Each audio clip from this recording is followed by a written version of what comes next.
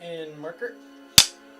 Hello everybody, welcome back to another episode of The Fourth Wall. Today we're going to be talking about Jurassic World. Watch out though, this video contains major spoilers for the movie, so if you haven't seen it, get your ass to the theater. You've been warned. So Jurassic World is the fourth film in the Jurassic Park franchise, although it feels more like a sequel to the original movie than it does to Jurassic Park 3. Here we pick up 22 years after the events of the first film, and it's obvious nobody's learned a goddamn thing. They've finally built a functioning park with a petting zoo and everything. At this park, the place is a huge success and it is a major vacation destination. Man, this place is awesome. It kind of looks like the Animal Kingdom from Disney World, you know, except for all the dinosaurs. And it seems like a really cool place that you would want to go to if it actually existed. Which is great and all, but first we had to deal with that freaking Mitchell family. I mean, the first half hour had me really worried. None of the family stuff worked for me at all. Everything leading up to the kids actually getting to the park just fell flat. Luckily, everything changed as soon as they got there. And while I didn't mind the kids so much, Judy Greer's character just irritated the shit out of me. Just something about the way she played the role. I just hated her as a person. I mean, she was barely there, and we could have used even less of her. Sorry, Judy, I just wasn't feeling it. But I'll tell you who was on form.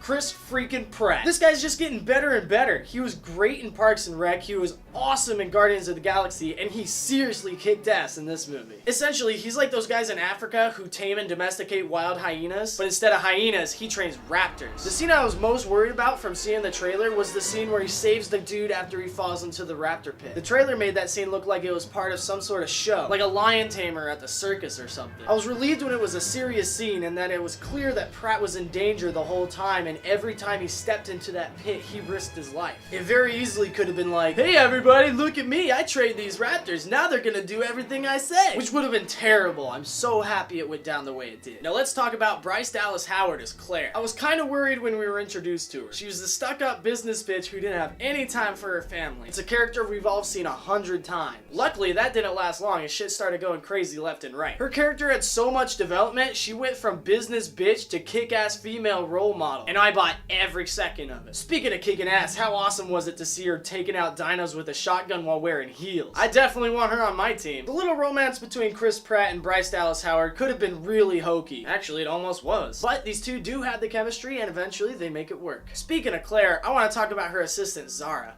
This lady was just trying to do her job and take care of these kids, then they ditch her ass and ruin her life until she gets killed to death by a pterodactyl. Seriously, this lady's death went on for like 2 minutes. It just kept going and going and going. It had gone on so long I was eventually taken off guard by the fact that it was over. Like, geez, that's about time. Speaking of pterodactyls, what was up with those little bastards with the T-Rex heads? That was some scary shit. You see one of those coming at you, it's like a piranha with wings, man. Now let's talk about this new dinosaur, the Indominus Rex. As big and vicious as a T-Rex, but as smart as a raptor. This thing was a beast. I like the part where we found out it was part raptor and it turned the other raptors against the people. Talk about holy shit, right? I mean, this thing was so smart it could actually communicate with other dinosaurs and get them to do its bidding. Chris Pratt couldn't even do that. And that final battle, holy shit. When Bryce Dallas Howard takes that flare and leads the T-Rex over to the new guy was so cool. But the T-Rex just couldn't do it on his own. Not even with Blue as backup. Oh no, we needed the Mosasaurus. When that bastard came out of the water and chomped him, just like Sam Jackson in Deep Blue Sea, I was fist pumping in the air. I was like, yeah! That scene absolutely justified having that guy in the movie. Unlike the original movie, this time around, pretty much every single dinosaur you saw was CGI. There was only one instance where we had an animatronic dinosaur, and that was when the Apatosaurus died. I gotta say, that was a really good animatronic head. That looked real. And I gotta say, I was kind of let down by the level of the CGI, but I expected that, so it was okay. Man, I haven't even talked about InGen and their dastardly plans. We've got Kingpin from Daredevil and the original scientist B.D. Wong. So Kingpin wants to turn the raptors into weapons, while B.D. Wong just wants to continue doing crazy genetic shit. I don't feel like either of these guys even needed to be here, but something tells me we're gonna see them in the inevitable sequel. I mean, there's